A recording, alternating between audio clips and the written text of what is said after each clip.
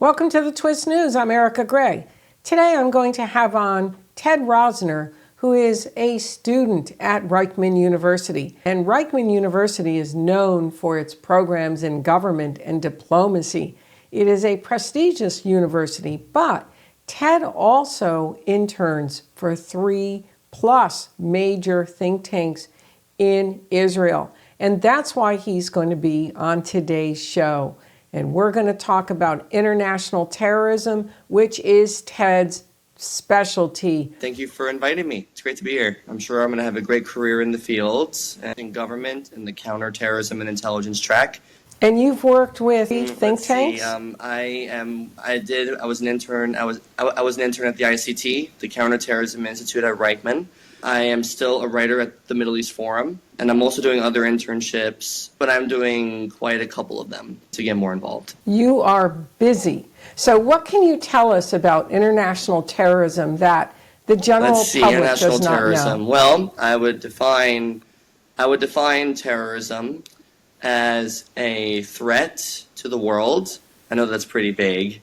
It's basically the intentional use of violence to basically scare or intimidate a population. There are many definitions, depends on who you ask. What is the state of international terrorism? In Israel right now, there have been a couple of terrorist attacks, some sirens going off. There have been alarm clocks for sirens at 3 o'clock in the morning for students here. For example, Israel and the Houthis are not on good terms right now.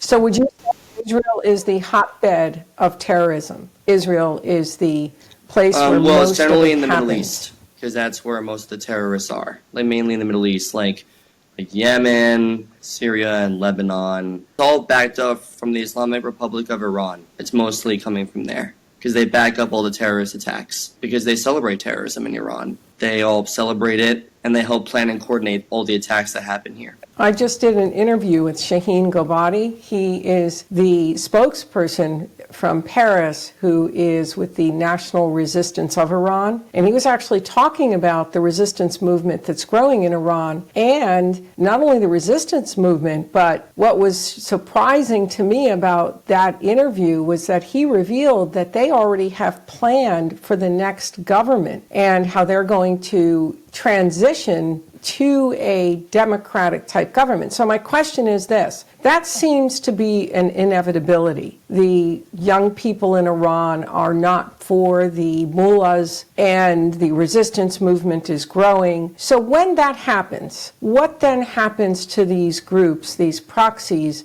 that Iran is funding, who you've just mentioned in this broadcast? What happens to those groups when they lose without Iranian funding, how can they attack Israel without the money to buy a single weapon? I guess that is another question to discuss, because in order to buy a weapon, you would have to have the money to pay for it. So I would say that like without Hezbollah and plus Hamas and the Palestinian Islamic Jihad and plus Iran, there is no terrorism without them.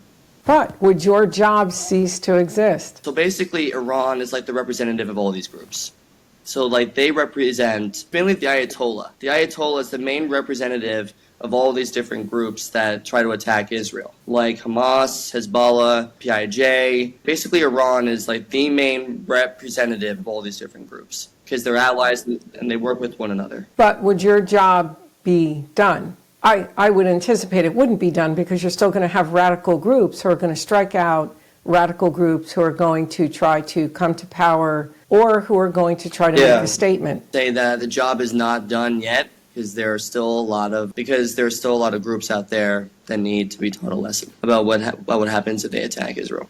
What would you say is Israel's contribution to the West concerning fighting international terrorism? Like, what does Israel provide that no other country in the world provides? I would say a lot of help and support to their people, because we have the IDF, we have the Shin Bet, we have the Mossad, and basically their main job is to protect Israel from the threats that exist outside of Israel. That is their main job. Like the IDF, they work day and night to support Israel and to defend it.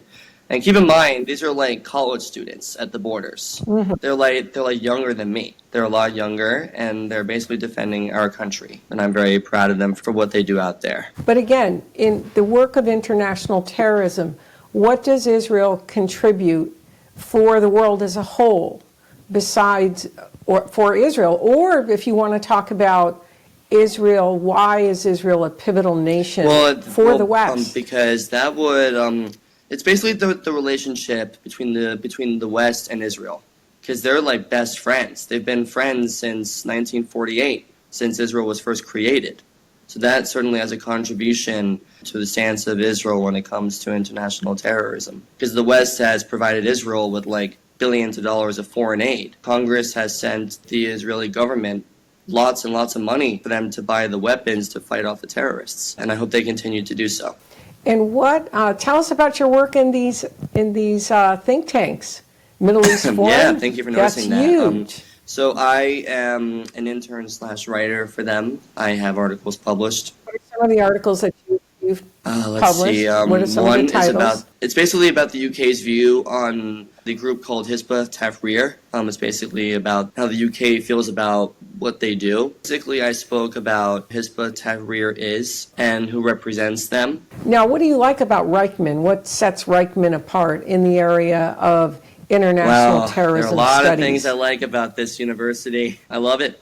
It's great. It seems like a dream come true for me. I'm involved in so much here. I'm involved in so many clubs, maybe like 5 and 10 clubs. I'm trying to thrive in my studies. I'm taking 9 classes this semester. Ted, how do you have time? I'm surprised you have time for this interview. If it's important to me, I make time for it. So you're very busy. So what exactly are you doing with the Middle East International? Tell us more about your work with the think tanks and what the think tanks are known for. What's Middle East International exactly known for? What kind of policy all across the board? Do they have special focus? If you can just give us a little bit about each of the think tanks that you're interning so basically, for. the Middle East Forum is a think tank based in Pennsylvania. I've been with them for over a year. And basically, it's a think tank that works to promote American interests in the Middle East. They have fellows from the Middle East. They have writers from there. And I look forward to spending a long time with them because it's really a great group. I'm thrilled to be there. And they actually helped influence policy in Israel. Are they one of the leading think tanks? Am I correct? Yeah, they have the IVP, the Israel Victory Project. And so basically this project works to convince the Palestinians this country, Israel, has the right to exist. And it shows the Palestinians that Israel is going to win this war. That is what they believe in at the Middle East Forum. So great. It's a great think tank to be a part of. Okay. So it's great. They're promoting the idea of Israel having the right to exist. That must be a feat in itself or an endeavor in itself, because it's so ingrained in them because of their ideology and religion that Israel does not have a right to exist. I hope they're making headway towards that goal, and I hope to be contributing to that goal. Okay, and the next think tank Let's that you work for I was an intern what? at the ICT here at Reichman. It's the Counterterrorism Institute on campus. The ICT joins the fight against terrorism. I've worked with researchers there that gave me projects involving how to fight terrorism. I learned all about terrorism through them. That is the billion-dollar question that people are still trying to figure out. But like we have the Shin Bet, we have the Mossad, we got all these different groups trying to fight terrorism. Many it's like groups big communities working together on one goal to defend Israel from threats that exist around it. And the other think tank, I know there's a third think tank. What think tank is that? Well, I'm also an intern at the Institute for Policy and Strategy on campus that works to promote the resilience of Israel's national security. So I'm involved with them too. And tell us why Israel is a key and pivotal nation for the Western world. Because Israel is the only free and democratic country in the Middle East. It's the only one where you can criticize the government. It is the only country where you can wear whatever you want, where you can say whatever you want, study whatever you want, because not all countries give you that right, and Israel does. So it's a very special nation, especially to the Jewish people, because the legal definition of Israel is the Jewish and democratic state of the world. That is the legal definition of Israel. It's something else of a country. Like there's nothing like Israel. So yeah, it's great to be here. Somebody's never been there. I would Why should they go say to Israel? because of the people, because they're very warm and loving and inviting, and because of the opportunities that happen here. Because Israel is such a tiny country, but it's so strong and there's so many opportunities here. Like it's like while I'm here at Reichman, there are opportunities here that I didn't even know even existed. Yeah, it's great to be a part of this country. Thank you for coming on. And we'll have you again. If there's anything you feel needs to be reported, give me a shout. And it's a pleasure to be on your show. Well, that was interesting. And a deviation is I usually bring on seasoned experts. But Ted is on the road to becoming one, and he's definitely in that path. And I felt that he would have something to say, given his area of study and the think tanks that he's found his way into. Well, this has been Erika Grey of the Twist News. Be sure to hit that subscribe button and stay tuned for more.